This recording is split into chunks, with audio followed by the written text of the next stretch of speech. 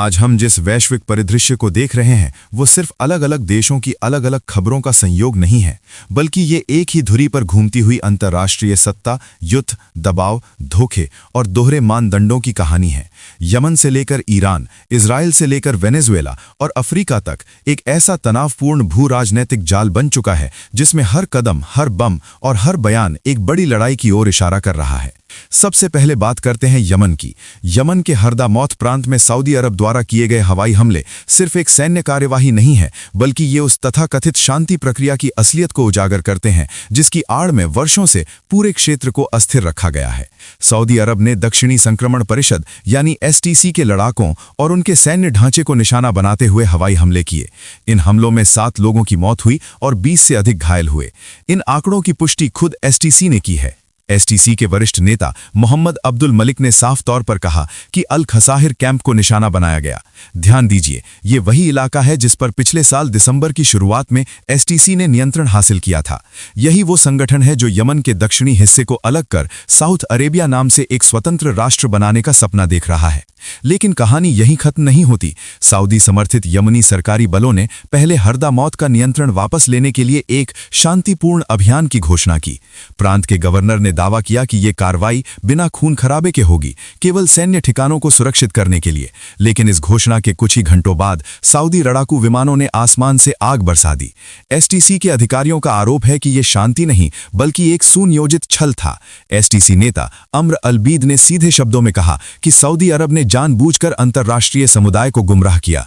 उन्होंने कहा कि शांति की बात करके उन्होंने कुछ ही मिनटों में 7 बार हवाई हमला किया। जब वे तनाव कम करने की बातें कर रहे थे तब उनके विमान बम गिरा रहे थे। और इस पूरे घटनाक्रम पर सऊदी अरब की चुप्पी खुद बहुत कुछ कहती है। कोई बयान नहीं, कोई सफाई नहीं, कोई जवाबदेही नहीं।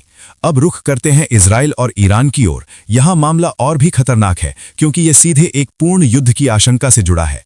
इजराइल के भीतर ही अब यह चिंता खुलकर सामने आ रही है कि अगर ईरान के साथ एक पूर्ण पैमाने का युद्ध हुआ तो इजराइल की हवाई रक्षा प्रणाली गंभीर दबाव में आ सकती है। Israeli media the times of Israel की रिपोर्ट के अनुसार देश के सुरक्षा विश्लेषक मानते हैं कि इजराइल अमेरिकी रक्षा प्रणालियों पर अत्यधिक निर्भर हो चुका है। खासकर इंटरसेप्टर मिसाइलों यानी रोकने वाली मिसाइलों की भारी कमी एक गंभीर खतरे के रूप में देखी जा रही है।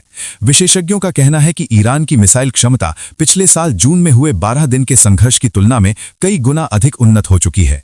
ईरान ने बीते वर्षों में न सिर्फ अपने मिसाइल भंडार को फिर से तैयार किया है बल्कि उसे आधुनिक तकनीक से लैस भी किया है।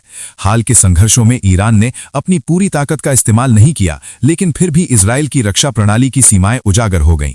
सबसे बड़ी समस्या यह है कि जितनी मिसाइलें ईरान दाग सकता है उतनी इंटरसेप्टर मिसाइलें इजराइल और अमेरिका के पास मौजूद नहीं है, और जो हैं उनका उत्पादन भी धीमी गति से हो रहा है। इजराइल के भीतर यह चिंता बढ़ती जा रही है कि लंबे युद्ध की स्थिति में अमेरिकी आपूर्ति श्रृंखला टिक नहीं पाएगी। कुछ विश्लेषकों का तो यहां तक कहना है कि आने वाले युद्धों में हवाई रक्षा से ज्यादा निर्णायक ईरान की आक्रामक क्षमता साबित हो सकती है। अब बात करते हैं ईरान के अंदरूनी हालात और अमेरिका की भूमिका की। ईरान में महंगाई और आर्थिक संकट के खिलाफ हो रहे विरोध प्रदर्शनों को लेकर अमेरिका की संभावित दखलंदाजी पर तेहरान ने कड़ा संदेश दिया है। ईरान की सर्वोच्च राष्ट्रीय सुरक्षा परिषद के प्रमुख अली लारिजानी ने सीधे अमेरिकी राष्ट्रपति डोनाल्ड ट्रंप को चेतावनी देते हुए कहा कि ईरान के आंतरिक मामलों में किसी भी प्रकार का हस्तक्षेप पूरे मध्य पूर्व को अस्थिर कर देगा। लारिजानी ने साफ कहा कि इससे सिर्फ ईरान नहीं बल्कि अमेरिका के हित भी गंभीर रूप से प्रभावित होंगे। ट्रंप ने इससे पहले संकेत दिया था कि अगर ईरान में शांतिपूर्ण प्रदर्शनकारियों को मारा गया तो अमेरिका उन्हें बचाने के लिए आगे आएगा। इस बयान के तुरंत बाद तेहरान से तीखी प्रतिक्रिया आई।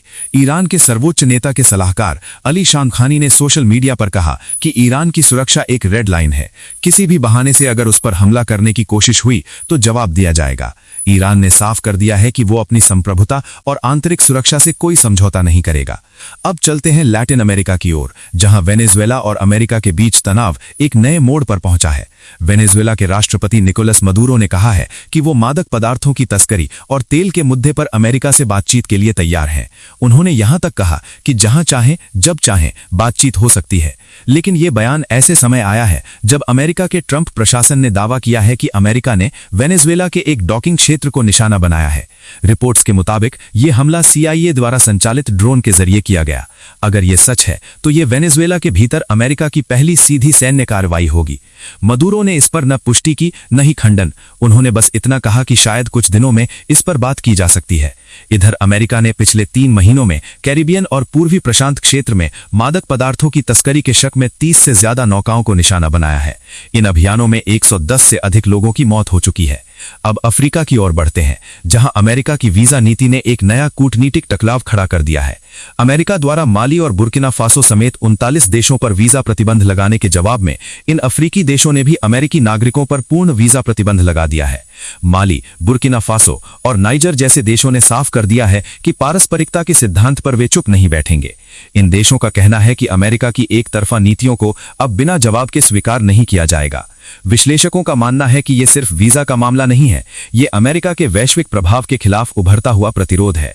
एक ऐसा संकेत कि दुनिया के कई हिस्से अब वॉशिंगटन के आदेशों को आंख मूंद कर मानने को तैयार नहीं है। अगर इन सभी घटनाओं को एक साथ जोड़कर देखें तो साफ नजर आता है कि दुनिया एक ऐसे मोड़ पर खड़ी है जहां युद्ध, दबाव और कूटनीतिक टकराव एक दूसरे से जुड़ चुके हैं। यमन में बम गिरते हैं, ईरान चेतावनी देता है, इजराइल डर के साए में है, वेनेजुएला संवाद और आरोप के बीच झूल रहा है और अफ्रीका खुलकर जवाब दे रहा है। ये कोई अलग अलग खबरें नहीं हैं, ये एक ही कहानी के अलग अलग अध्याय हैं। एक ऐसी कहानी जहां शक्ति का संतुलन तेजी से बदल रहा है।